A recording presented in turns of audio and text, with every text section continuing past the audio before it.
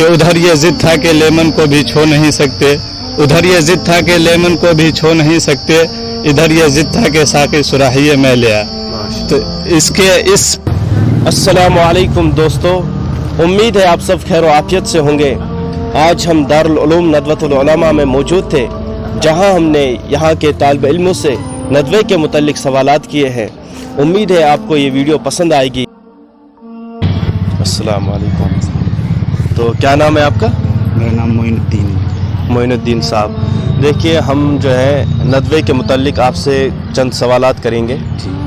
पहला सवाल ये होगा कि आपने जो है नदवतुल उलमा को अपनी तालीम का मकसद क्यों बनाया? हिंदुस्तान में और भी मदारिस हैं, आप वहाँ जाकर तालीम हासिल कर सकते थे, या स्कूल में भी आप कुरान और हदीस की तालीम हासिल कर सकते थे, या किसी मौलवी के पास आप कुरान और हदीस की तालीम हासिल कर सकते थे। इसके लिए ख़ास आपने नदवतुल उलमा को ही क्यों चुना कि यहाँ आकर मैं तालीम हासिल करूँ? जी, मैं कहना चाहूँगा, मैं पहले हिफ्ज़ किया था कुरान, मैंने मीर पिल्ला मेवात से हिफ्ज़ किया था जी। तो उस टाइम हमारे एक साथी यहाँ पर नदवे के अंदर मौजूद था, वो तालीम हासिल कर रहा था यहाँ पर जी। तो उसकी कुछ साल बची थी तालीम के लिए। तो फिर हम नदवे में उसमें मीर पिल्ला में हाफिज़ बने थे। उस टाइम हमसे कहा गया था, मतलब अगर तुम इंटर कर लो, मतलब 12वीं कोर्स कर लो जी, तो उसमें तुम फिर 5 साल लगा मौलवियत कोर्स होगा, तो हम वहाँ पर भी तालीम हासिल कर सकते थे। मौलवियत की वही बड़ा इदारा है। तो फिर हमसे कहा गया तुम यहाँ पर आ जाओ। तो हमने पहले इंटर किया है जी। फिर उसके साथ हम खुसूस सानी में आए, तो उसमें बताया यहाँ की फैसिलिटीज़ के बारे में। यहाँ अरबी अच्छी है, इंग्लिश भी अच्छी है, दोनों चीज़ें तुम इसके अंदर कर सकते हो, इसलिए हमने इसको मदरसे चुना है। गोया कि आपने इसलिए इस इदारे को चुना कि यहाँ दीनी उलूम के साथ साथ असरी उलूम को भी जो है पढ़ाया जाता है। अच्छा, आप मुस्तकबिल में अब यहाँ से जब फारिग होंगे तो क्या करना चाहेंगे आप? क्या आपके जहन में है कि किस तरह हम जो है दीन की तबलीग करें? कुछ क्या है आपके जहन में? जी, मेरी नीयत तो यही है कि मैं इसी लाइन से जुड़ा रहूँ, मदरसे की लाइन से, और अल्लाह आगे बनाए वो रखे, वो अल्लाह को करे। हमारी नीयत तो ये है कि मदरसे की लाइन से जुड़े रहें, जमात की लाइन से जुड़े रहें, या पूरी मस्जिद में इमाम बने, या मदरस में पढ़ाने का एहतमाम करें, पढ़ाएँ, यही माशाल्लाह। अच्छा, जो है बहुत सारे लड़के ऐसे होंगे, बहुत सारे तालिब इल्म ऐसे होंगे जिन्होंने सोची ये होगी कि हम जो है मुस्तकबिल में नदवतुल उलमा में एडमिशन लेंगे। उनके लिए आप क्या पैगाम देना चाहेंगे? उनके लिए पैगाम यही है भाई, जिसने सोचा है बहुत अच्छा सोचा है भाई। और भी मदरसे हैं, उसमें भी यही पढ़ाई है, और फिर उसमें किसी मदरसे में मतलब दीनी तालीम है, और किसी में बाहर की स्कूल की लाइफ की पढ़ाई है। तो इसमें दोनों एक साथ दी जाती हैं भाई। इसके लिए बहुत अच्छी फैसिलिटी है, अगर वो आना चाहे तो बहुत चीज़ सोचा उसकी। चलिए। अस्सलामु अलैकुम वरहमतुल्लाह। जी, खैरियत से आप? ये नदवे के मुतल्लिक आपसे जो है 1-2 सवालात किए जाएंगे। पहला सवाल तो ये है कि आपने नदवतुल उलमा को अपनी तालीम का मकसद क्यों बनाया? हिंदुस्तान में और भी इदारे हैं, आपने उनका कस्द क्यों नहीं किया? आपने नदवतुल उलमा ही का इरादा और कस्द क्यों किया? ये नदवतुल उलमा आप अगर देखें तो ये हिंदुस्तान के बहुत मायनाज इदारा है, और इस इदारे में मैंने पहले ही से इरादा कर रखा था, इसलिए कि इसका मनहज दारुल उलूम नदवतुल उलमा एक वाहिद इदारा है जिसमें उलूम दीनिया के साथ उलूम असरिया के भी जो है इसमें निज़ाम है। और ये नदवे का ये रहा है कि नुमाया किरदार रहा है कि नदवे के तालीम से अगर चाहे वो किसी भी जगह पे, किसी भी मनहज पे जा करके, वो चाहे मुल्क के जो है अदालत में, अगर सुप्रीम कोर्ट में भी अगर पेश किया जाए तो यहाँ के तालिब इल्म वहाँ जा करके वो जजमेंट भी दे सकते हैं, और जा करके अगर उसे पार्लियामेंट में भी भेजा जाए तो अदालत वो जो पार्लियामेंट में अपनी सारी जो है जो हिंदुस्तान के जो है हालात पे नज़र डालते हुए जो है हुकूमत से नज़र मिला करके, और यहाँ के स्टूडेंट जो है, यहाँ के तालिब इल्म जो है वहाँ नज़र से नज़र मिला करके उसको जवाब दे सकते हैं। और कि आप ये कहना चाह रहे हैं कि नदवतुल उलमा से जो फारिगीन हैं वो हर जगह जो है अपना झंडा जो है गाड़ सकते हैं, और हर मैदान में जो है अपना लोहा मनवा सकते हैं। अच्छा, दूसरा सवाल यह है कि आप जो है देखते होंगे कि नदवतुल उलमा से जो है 3 तरह के लोग मुंसलिक होते हैं। ایک تو وہ ہوتے ہیں جن کو ارادہ ہوتا ہے کہ آگے جا کر جو ہے ندوۃ العلماء میں تعلیم حاصل کریں گے، اور ایک جو ہوتے ہیں جو یہاں تعلیم حاصل کر رہے ہیں، اور ایک وہ لوگ ہوتے ہیں جو ابھی نئے نئے آئے ہیں۔ تو آپ کن کے لیے اپنا پیغام دینا چاہیں گے؟ نئیوں کے لیے، یا جو آنے والے ہیں، یا جو تعلیم حاصل یہاں کر رہے ہیں، کن کے لیے آپ اپنا پیغام دینا چاہیں گے؟ میں عمومی طور پہ تمام طلبہ اسلامیہ جو مدارس کے جو ہے طالب علم ہے، تمام طلبہ سے یہی مخاطب ہو کر کے کہیں گے کہ وہ علوم دینیہ کو آخرت کا موضوع بنائے۔ دین کا موضوع تو اس دنیا میں جو ہے وہ تو چل ہی کر کے رہیں گے، ان کی زندگی تو گزرے گی ہی، لیکن آج کے ڈیٹ میں لوگ جو ہے الگ الگ فرقے میں بٹ کر کے، کوئی چاہے وہ کسی بھی لحاظ سے ہو، چاہے ہاتھ مطلب رفع الیدین ہو یا تو اور کوئی مسئلے سے ہو، اس میں مسلمان جھوج رہے ہیں۔ ہم خاص کر کے دارالعلوم کے طلبہ سے یہ کہنا چاہیں گے کہ آپ جو ہے اس فرقے میں نہ بٹ کر کے تمام تفرقات، کیونکہ ندوے کا منہج یہی ہے کہ ہم جو ہے فرقوں میں نہیں بٹیں گے، اور پلیٹ فارم پر سب کو جمع کرنا ہے گے۔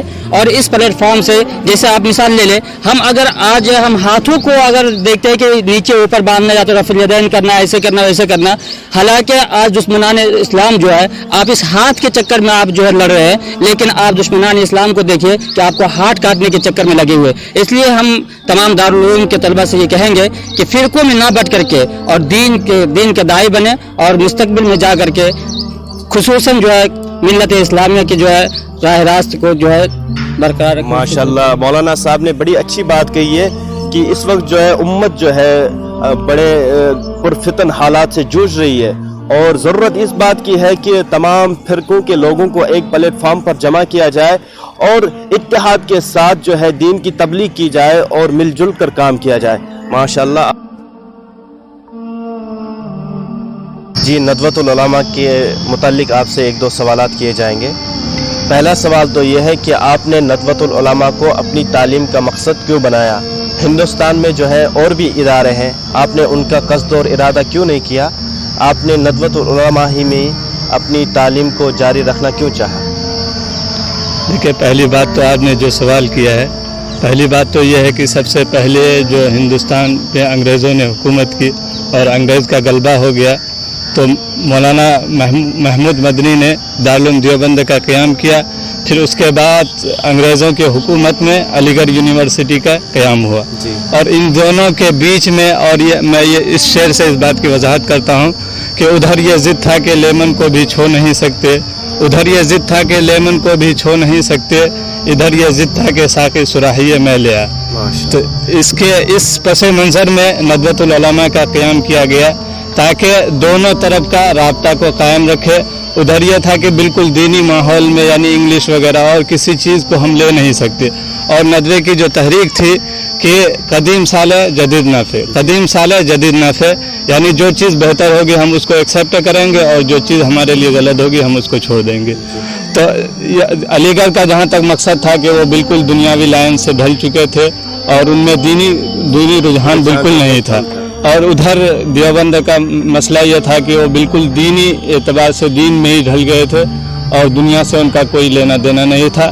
اسی پس منظر میں ندوے کا قیام ہوا، اور ہم نے جو ندوے کا یہ کیا انتخاب کیا، اسی لیے انتخاب کیا ہے کہ تاکہ اس میں دونوں لائن سے ہم تعلیم حاصل کر سکیں، اور جہاں بھی جائیں ہم کامیاب اور کامران رہیں۔ ماشاءاللہ۔ تو دوسرا سوال یہ ہے کہ آپ جو ہے جب یہاں سے فارغ ہوں گے تو فراغت کے بعد آپ کا کیا ارادہ ہے، کیا کرنا چاہیں گے آپ؟ میرا ارادہ تو یہ ہے کہ ہم جیسے ندوۃ العلماء میں ابھی پڑھ رہے ہیں، پڑھنے کے بعد سوچے ہیں کہ کچھ یونیورسٹی میں بھی جائیں تاکہ وہاں کے ماحول کو بھی معلوم ہو سکے، تاکہ دنیا کے سامنے اور عوام کے سامنے ٹھیک ڈھنگ سے پرفارمنس کر سکے، اس کے سامنے صحیح سے اپنی گفتگو کو، اپنی بات کو رکھ سکے، تاکہ دونوں طرح کی باتیں ہمیں معلوم ہو۔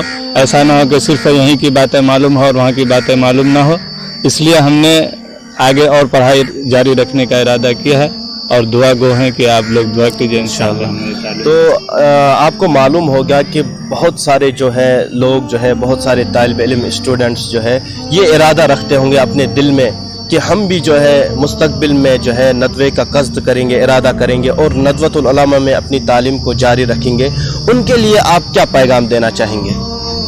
ان کے لیے ہم یہی پیغام دیں گے کہ ندوہ جو ہے، ندوہ ایک تحریک ہے. ندوہ کسی مدرسے یا کسی بلڈنگ کا نام نہیں، بلکہ ندوہ ایک سوچ اور فکر کا نام ہے. جو سوچ اور فکر یہاں سے ملتا ہے، ہم اسی سوچ اور فکر کو لے کر دنیا میں کام کرتے ہیں اور اسی کو آگے بڑھانے کی کوشش ہے. اور ندوہ جو تحریک ہے یہ ہے کہ دونوں طرف کے لوگوں کو ایک ساتھ ملائے رکھے، یعنی بلا مذہب و تفریق، بلا مذہب و تفریق کے، یعنی ایک ساتھ کام کرنے کا مقصد ہے. اور اسی مقصد کو لے کر، اور اس لیے اور جو اس مقصد اور اس فکر کے ساتھ یہاں آئیں گے انشاءاللہ وہ کامیاب رہیں. چلیے ماشاءاللہ. السلام علیکم. وعلیکم السلام ورحمۃ اللہ وبرکاتہ. کیا نام ہے آپ کا؟ محمد اسامہ. جی اسامہ صاحب، ندوۃ العلماء کے متعلق آپ سے ایک دو سوالات کیے جائیں گے. جی تو پہلا سوال تو یہ ہے کہ آپ نے ندوۃ العلماء کا ارادہ کیوں کیا اور اپنی تعلیم کا مقصد آپ نے ندوۃ العلماء کو کیوں بنایا؟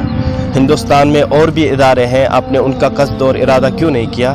آپ نے ندوۃ العلماء کو ہی کیوں چنا اپنی تعلیم کے لیے؟ جی دراصل یہ ہے کہ ندوۃ العلماء جو ہے ایک دینی علمی فکر ہے. ندوہ ایک فکر کا نام ہے. جی ہم جو ہمارے محلے میں جو بہت سے ندوی حضرات ہیں، ان کے ادارے جو ہیں اس میں جو ہے ندوہ میں جو ہے دین و علوم کے ساتھ ساتھ اصل علوم کا بھی تعلیم دی جاتی ہے. اور جو یہاں سے بڑے بڑے ادیب اور مفکر پیدا ہوئے ہیں، اسی غرض سے میں بھی جو ہے ندوۃ العلماء میں جو ہے تعلیم جو ہے اس سال جو ہے ندوۃ العلماء میں قدم رکھا. پچھلے سال ایک سال جو ہے 2 سال آن لائن تک تعلیم حاصل کی. پھر جو ہے اس سال جو ہے اللہ کرم ہوا کہ آف لائن جو تعلیم شروع ہوئی، تو ہم لوگ جو ندوۃ العلماء آئے. یہاں جو ہے بیک وقت جو ہے اصلاح کا بھی ہوتا ہے، کتب خانہ کا بھی اچھا انتظام ہے. ہر جگہ ایسے ہے، لیکن ندوہ میں جو ہے ایک زیادہ عربی ادب پہ زور دیا جاتا ہے. اچھا، مستقبل میں آپ یہاں سے فارغ ہونے کے بعد کیا کرنا چاہیں گے؟ انشاءاللہ میری کوشش یہ ہے کہ مستقبل میں یہاں سے نکلنے کے بعد جو ہے امت پر جو امت یعنی جو ہے اپنے جو ہے ملک میں جو ہے دین خدمات انجام دیں گے. اور اچھا، آپ دیکھ رہے ہوں گے اس سال بھی ہر سال نئے نئے بچے جو ہے ندوۃ العلماء میں داخلہ لیتے ہیں، تو ان کے لیے آپ کا پیغام کیا ہوگا اور کس طریقے سے وہ لوگ جو ہے اپنے وقت کا استعمال کرے؟ کیا آپ ان کے لیے پیغام دینا چاہیں گے؟ ان کے لیے پیغام یہ ہے کہ اگر ندوۃ العلماء میں جو حضرات نئے ہیں تو وہ جو اپنی کوشش جاری رکھے اور جو ہے ہر ایک چیز میں جو ہر اصلاح میں اپنی جو ہے حصہ لینے کی کوشش کرے اور جو ہے دوسروں کو بھی اس کی طرف گامزن کرے اور اپنے جو ہے ملک میں جا کر اپنے گاؤں دیہات میں جا کر جو ہے اس دین کی خدمات کو انجام دے. چلیے ماشاءاللہ. اس ویڈیو کو اپنے دوستوں کے ساتھ لائک، شیئر اور چینل کو ضرور سبسکرائب کریں. جزاک اللہ.